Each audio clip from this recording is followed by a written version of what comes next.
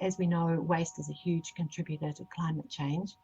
And so that's a bit of a passion of mine. Since I've lived in the village 6 years ago, I set up a community trust, a non-profit organisation called Mahurangi Wastebusters, to do waste education and to start doing waste services at events, because events create so much waste.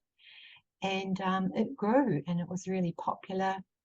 So then when the opportunity came up to tender for 2 council-owned transfer stations, we put in a tender and we got it. So we run 2 community recycling centres. So we've changed them from transfer stations where people bring their rubbish, dump it, and it goes into a bin and off to a landfill. We now have got 28 different waste streams. We've got a shop where we sell secondhand items. We send everything off for ethical processing. For example, all the e-waste dropped off goes down to a place in Auckland called Abilities, which is an organisation that employs about 200 people with disabilities, and they ethically dismantle everything and it all goes off for proper processing.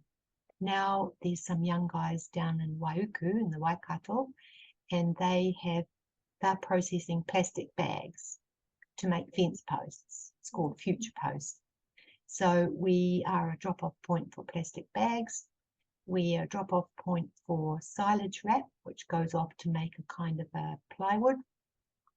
We're a drop-off point for Tetra Pak, which goes off to be made into another kind of building plywood called Save Board.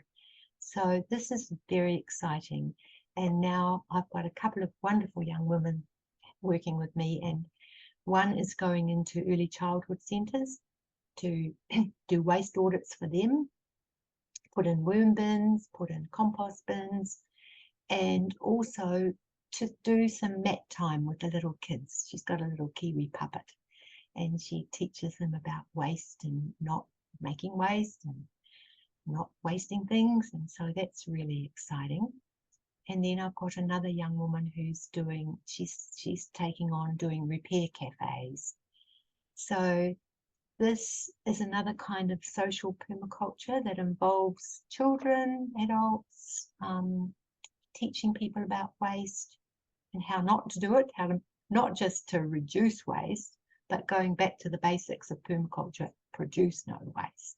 Because as we know, the major environmental impact happens when you extract the resources out of the earth. So the longer we can keep them in our system, in the circular economy, the better.